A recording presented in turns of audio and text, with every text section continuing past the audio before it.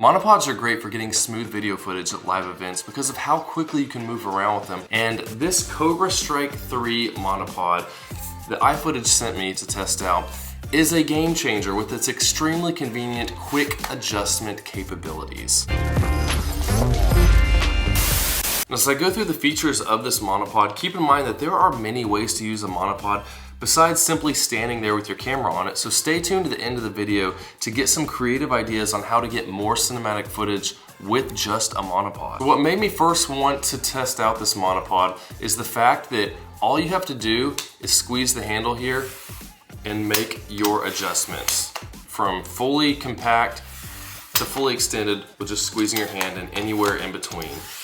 And that is so huge. When you're at a live event, like we just went to one of my daughter's gymnastics meets and I was going all around the place, getting higher, lower with these. I'm not having to flip open locks or twist locks, move it up and down, which it's not that hard to do, but when you can do it this quickly, it just makes such a huge difference on ease of use. And then we have on it the locking feet. So you have just the normal base for the monopod. You can sit there and move it around, you know, how you want, like you would with a normal monopod. But I like monopods like this that have the foot base, so you can fold these out, and with them down, you can stand your monopod up like that. And you can leave your camera on it. Like I wouldn't just walk away with it there, but I'm not worried about my camera falling over on it when it's just sitting next to me like this. It's no problem. I would keep one of my feet when I'm standing up on one of the base of the legs, and you can actually just pull up on it like that and it locks in place, so you don't even have to squeeze this. That's just for lowering it.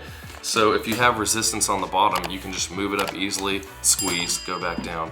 And that makes the adjustments very easy. And when it comes to the fluid head right here, something I liked, and these are just the small things, but the base plate, there's a little step down here, and you might think, why does that matter?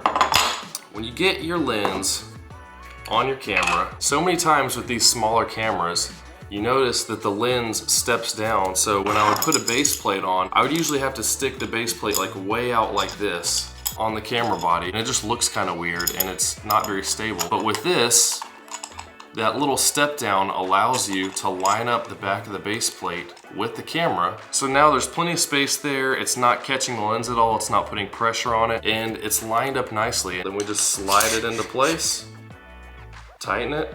And like I was saying, I have no worries with just leaving it here like this. It's your standard type of fluid head here, so you can make adjustments in the pan and tilt for how much friction you want, which works great, but also there's a foot pedal on the bottom of this monopod. So when you push it all the way down, it unlocks and you can move the monopod around just like you would if it didn't have the feet on the bottom.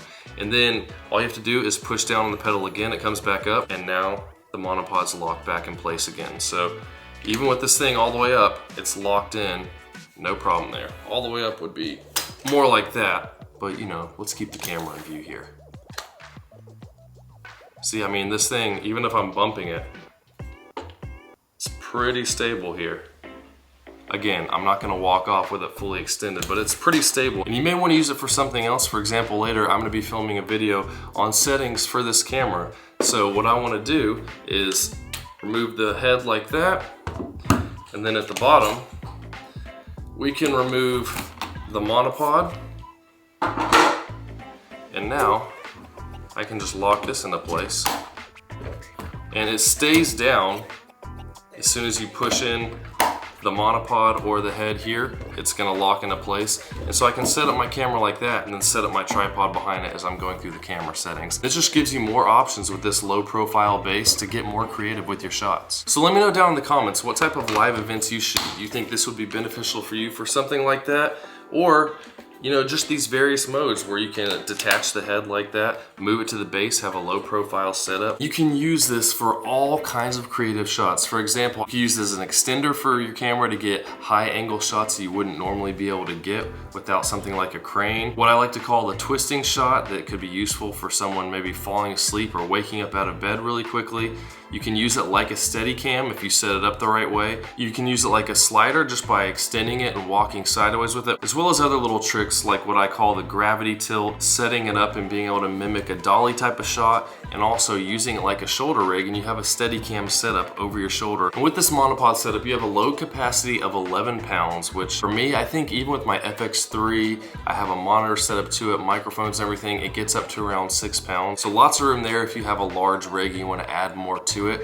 And it goes as low as 3 feet, and that's not considering taking the tripod head off and using that low profile mode with just the feet. But when you have it in the monopod mode, we've got 3 feet all the way up to 62.5 inches, so just a little bit over 5 feet. And by itself, it weighs about 5 pounds. So when it comes to shooting live events, I highly suggest having a monopod, because unlike a gimbal where you have battery life you have to deal with, or a tripod where you're having multiple legs you're having to move and level constantly, a monopod you can move around quickly without a lot of equipment. You keep your camera on it. You can make it compact really quickly, walk through crowds without an issue, hold it next to you. You're not bumping into people. I have it linked in the description. The iFootage Cobra 3 Strike Monopod to help with your filmmaking needs, because having stable footage is really important. It helps your footage to not look amateur. A lot of these cameras have things like steady shot on them that'll help you when you're holding your camera, but when you do those things, it also typically has a large crop, whereas you can just throw it on something like this and get really smooth footage, and it's gonna look a whole lot more professional. I use monopods all the time when I used to film weddings. This thing came in handy big time when we were filming